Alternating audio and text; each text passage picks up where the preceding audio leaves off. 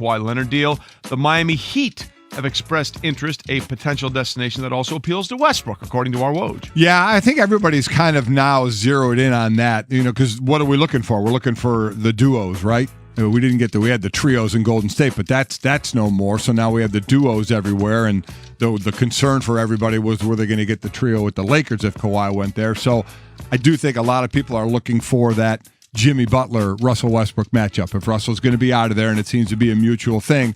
I know Bobby Marks also had mentioned Detroit and or Minnesota as well, but I think a lot of people now are focusing on, get Jimmy Butler and Westbrook together in an East that really isn't dominant right now, especially with the NBA champs losing Kawhi Leonard. Yeah, so that's going to be interesting, right? As they said, Russell Westbrook, and we heard this from Woj, wants to go to a contender now. Do we think Miami with him and Jimmy Butler is a contender? I guess you'd say, are they more of a contender than Oklahoma City? Well, are they more of a, let's put it this way, and maybe part of this is the Eastern Conference, which doesn't have Kawhi. Which doesn't have Kawhi, but still has, the Bucks and the Sixers. The Bucks and the Sixers and the Celtics. It's got teams that are going to ball.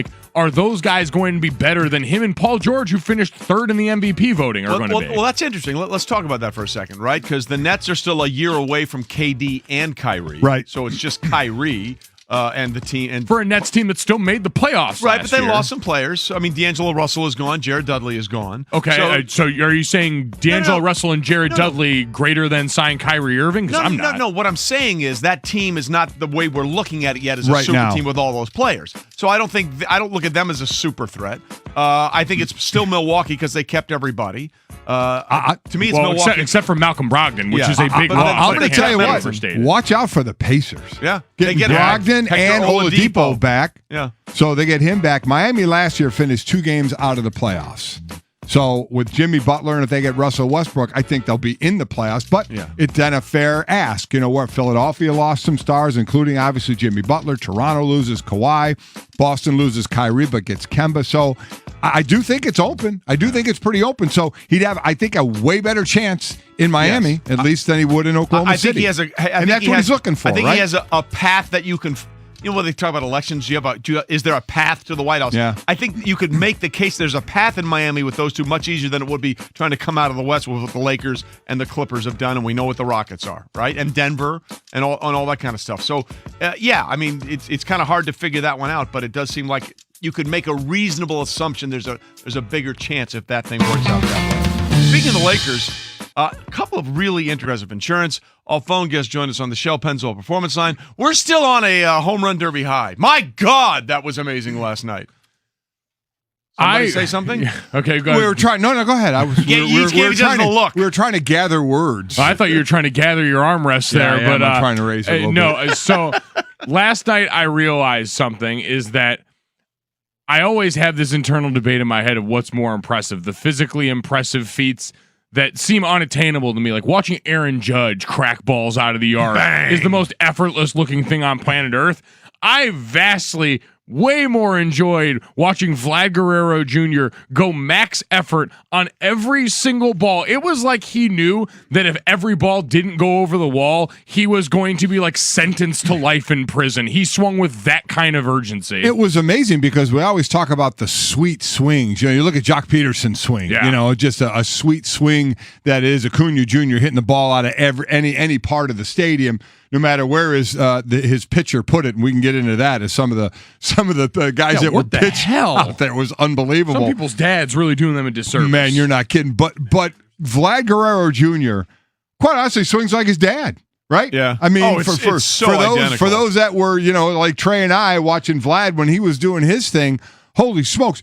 Vlad Guerrero Jr., and I mean, he's got that lower body. I mean, he is a big, thick dude. He's thick. He swings so hard at the ball. I'm like, and he set a first-round record of 29, a second-round record of 29, which extended to 40, as we'll get into because it went into overtime swings. But I kept thinking, there's no way he can last through this thing swinging that hard. You could tell how winded, and you're going to get winded anyway with all those swings, how winded he was getting. And I don't think it's going to affect his second half swing at all because that's his swing. And just like we were saying in the age of baseball today with these home run swings that are going on, holy smokes, was he a show last night? Yeah, I mean, let's be honest. Pete Alonso, the polar bear, the rookie for the Mets, he won the home run derby. Yeah, he did. Vlad Guerrero won the night. Yeah, he did. I mean, there's no doubt. Just some of the numbers. He hit 91 home runs. 91 home runs, the most in home run derby history.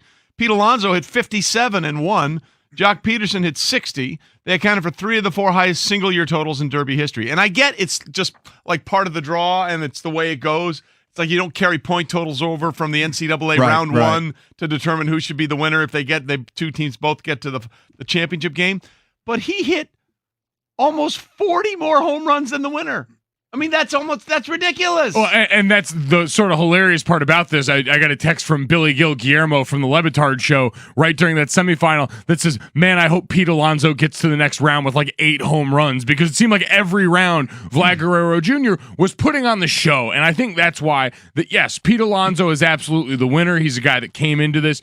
We know, I think with more, what did we say, more home runs before the All-Star break than any rookie in Major League Baseball history with 30. And so it's not unexpected, but Vlad Guerrero Jr. was the show. From the opening swing at his first at bat in the first round, we went, okay, this guy's built different. Like, he came to play for this in a way that got everyone rallied behind him. And that was even before the semifinal match with Jock Peterson that really lit the stage on fire. It was absolutely incredible. So, to go through this thing, and I think what also helped, as we talk generally about it, is when they hit. Because Alonso was second. So, like in the first round, when he was second against Carlos Santana from the Indians and knocked him out and got booed for it, he only needed one more.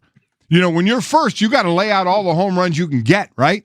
So he was second, so he only needed 14. Santana hit 13. He needed 14 and could stop. Vlad was first in his things and going nuts, going crazy, and the number that he was setting for this thing, because when you go first in your matchup, you have to accumulate as many as you can.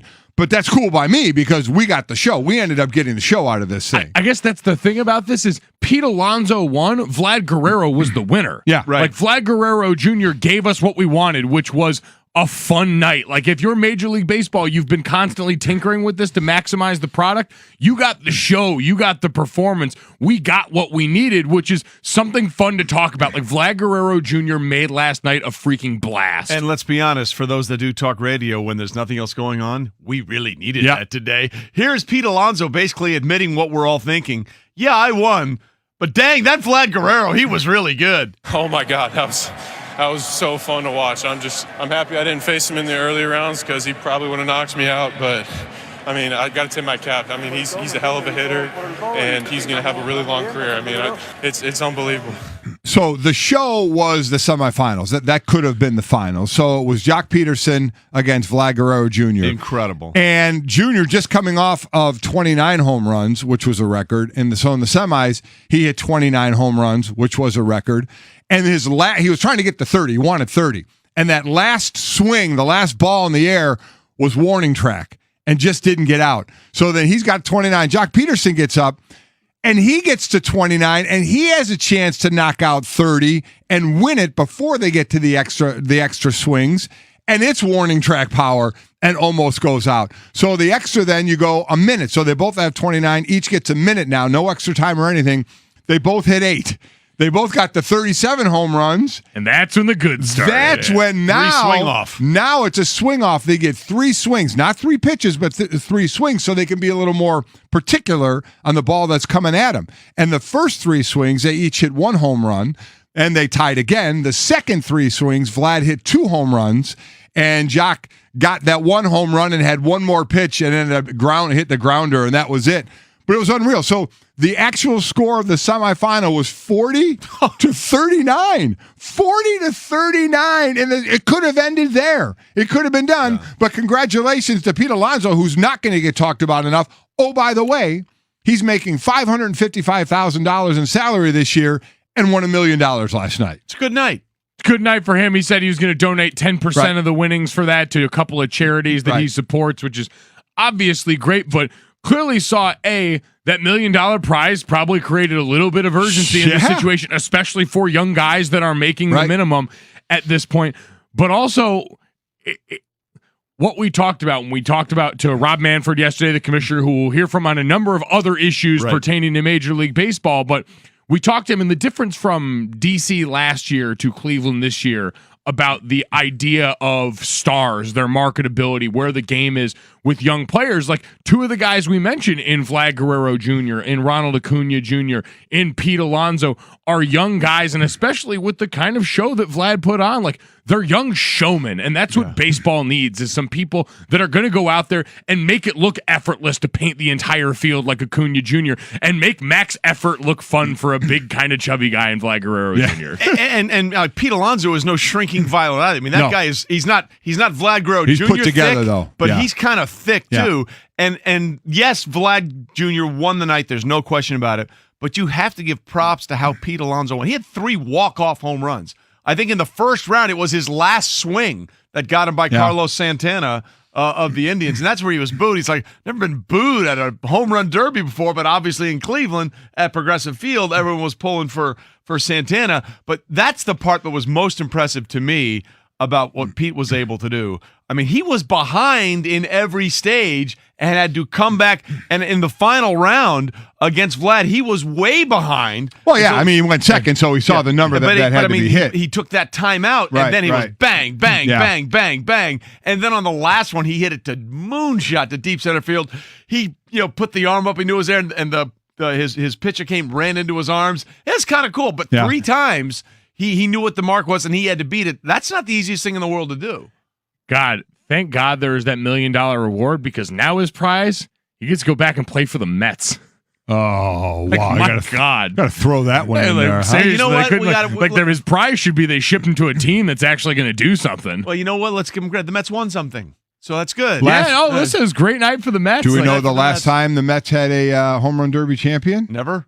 Darryl Strawberry, 1986. Wow.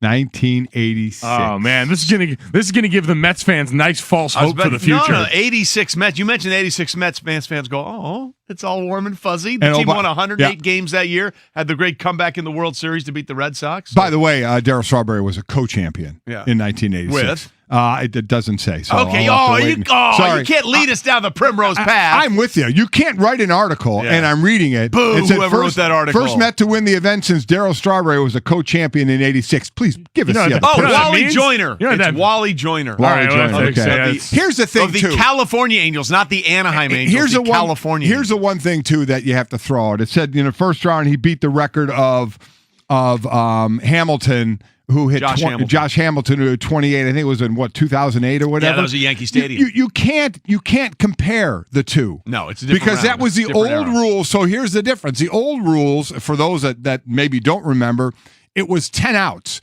So you swung, you kept hitting them until you didn't hit 10 balls out. A swung. Either way, tomato. Potato. Until you didn't hit 10 balls out. That was 10 outs. So when he set that record of 28, Josh Hamilton, he took 38 swings. For Vlad Guerrero, when he got the record, now it's 4 minutes again with the 30 seconds of extra time if you hit one far enough, he had 48 swings. So he had 10 more swings to get the one more home run over Josh Hamilton. So it's very difficult to compare this era of home run derby to the last era and how they did it. And you know what? But I like this one. I have zero desire to do that. No, I'm with you. I just wanted to throw that out there for the old folks. But that's right. What baseball does. Yeah, but you're right, and that stat's incredible. And that stat's incredible is brought to you by mycomputercareer.edu, training for a better life. That is the truth. Like I think the best thing about the entire new format of the home run derby is the timeout. Like, give me a minute, man. Yeah. I mean, like, those guys. Yeah. I mean, think about it. They say you're not swinging as hard. Pete Alonso was not getting cheated on any swing. Vlad Guerrero was not getting cheated on any swing. They were emptying the tank. So to me, the best part of this new format is you get 30 seconds just like, all right, let's reset, let's refocus, let's get this thing going. And that enabled them to put on a show and enabled Pete Alonso to walk away with basically, on one night, more than twice or just about double what he's making for his entire rookie season. I mean, there's so many guys that just put on a show. Like Jock, he was amazing. I mean, Vladdy, they did such a good job. I mean, everybody, I don't want to leave anybody out. I mean, everyone did such an amazing job just kind of going out there and showing their stuff and showcasing young talent in the game. And I thought that was awesome. I mean, everyone went out there and